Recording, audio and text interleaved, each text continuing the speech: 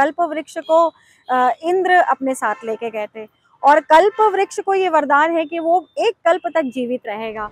तस्वीरों में दिख रहा ये कल्प वृक्ष 850 साल पुराना है। इस वृक्ष की मान्यता है कि यहाँ जो भी आता है मन्नत मांगता है वो आसानी से पूरी होती है। ये वृक्ष संगम नगरी प्रयागराज के झूसी में स्थित है। संगम नगरी के इस वृक्ष की पूजा सिर्फ हिंदू ही नहीं मुस्लिम भी करते हैं। इस बड़े और विशालकाय अद्भुत वृक्ष का जिक्र प्रधानमंत्री नरेंद्र मोदी ने अपने मन की बात कार्यक्रम में भी किया, लेकिन आज ये वृक्ष अपने संरक्षण को तरस रहा है। अभी तक इसके अच्छे दिन नहीं आए हैं। 2025 के महाकुंभ के पहले इसे हेरिटेज साइट घोषित करने की मांग अब तेजी से उठने लगी है और हम लोगों के प्रयास से वहाँ पे एक सीमेंट का चबूतरा बनाया गया है।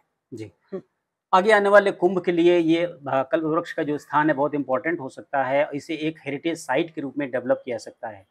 महत्वपूर्ण बात यह है कि पर्यटन विभाग ने अभी यहाँ पर अपनी नजरें इनायत नहीं की हैं।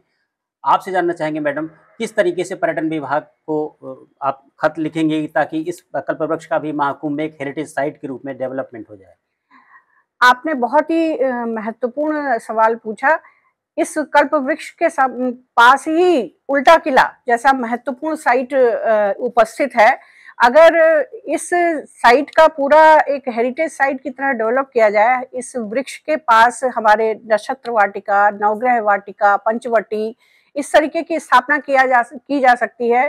कुछ जो रेयर प्रजाति हैं बांस की, उनको लगाया जा सकता है और उससे क्या होगा कि एक लोगों में एक अवेयरनेस भी होगी और उल्टा किला और इसको दोनों को मिला करके एक हेरिटेज साइट की तरह डेवलप किया जा सकता है, जो कि आगे चल के हमारी सरकार के लिए एक रेवेन्यू का भी साधन हो सकता है। जी, तो कल्प वृक्ष कायाकल्प तो हो चुका है कल्प वृक्ष का, लेकिन अभी भी कल्प वृक्ष को इंतजार है कि आने वाले महाकुंभ में वो हेरिटेज साइट के रूप में डेवलप हो, जहां पर श्रद्धालु आए, पर्यटक आए और खास तौर पर नई पीढ़ी आए जो अपनी पुरानी विरासत को समझे जाने। दिनेश सिंह।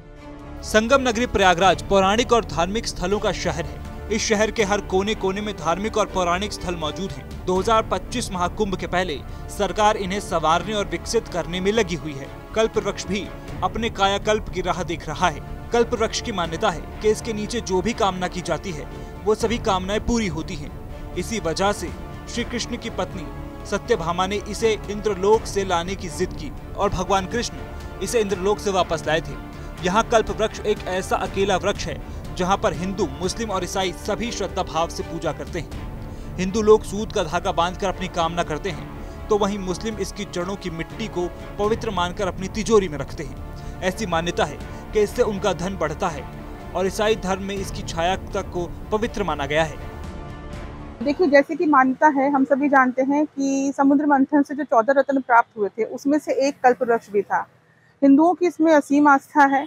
ऐसा कहा भी जाता है और ऐसा माना भी जाता है और ऐसा सत्य भी है कि अगर हम कोई भी मन्नत मानते हैं और हम कुछ भी मांगते हैं, कल्प वृक्ष के किनारे हम डोरी बांध के या इनके किनारे फेरे लेते हैं, कुछ भी अपने मन में श्रद्धा से इनके मांगते हैं, तो वो इच्छा हमारी जरूर पूरी होती है। ये भी कहा जाता है कि आप इसकी जो जड़ है वहाँ से अगर मिट्टी लेकर अपने पास रखते हैं और तो आपको कभी लक्ष्मी की, धन की कमी नहीं होती है। ऐसी मान्यता है और हिंदुओं का बहुत विश्वास है। देखिए, हिंदू जो है शुरू से ही हमारे यहाँ सिर्फ मूर्ति पूजा ही नहीं होती है, हमारे यहाँ अग्नि पूजा, वृक्ष की पूजा, सबकी पूजा होती है। उसमें से कल्प वृक्ष को हम लोग सबसे पवित्र और सबसे ही जिसे कह सकते हैं सौभाग्य का वृक्ष मान के चलते हैं। कल्प वृक्ष का हमारे हिंदू धर्म में बहुत मान्यता है। 14 रत्नों में जब समुद्र मंथन हो रहा था तो 14 रत्नों में एक कल्प वृक्ष भी निकला था और कल्प वृक्ष को इंद्र अपने साथ लेके गए थे और कल्प वृक्ष को ये वरदान है कि वो एक कल्प तक जीवित रहेगा। तो यहाँ पे हमारे हिंदू धर्म में सबसे बड़ी मान्यता यही है कि कल्प वृक्ष से जो भी मांगा जाएगा वो पूरा होगा। जो भी मनोकामना मांगी जाएगी कल्प वृक्ष से वो मनोकामना पूरी होगी। तो कल्प वृक्ष को हम लोग पूजने इसीलिए आते हैं कि उनके नीचे धागा बांधते हैं चारों तरफ और अपनी मनोकामना की पूर्ति के लिए प्रार्थना करते हैं और कल्प वृक्ष के नीचे पूजा करके और धागा बांध के जो भी मन्नत मानी जाती है वो पूरी भी होती है।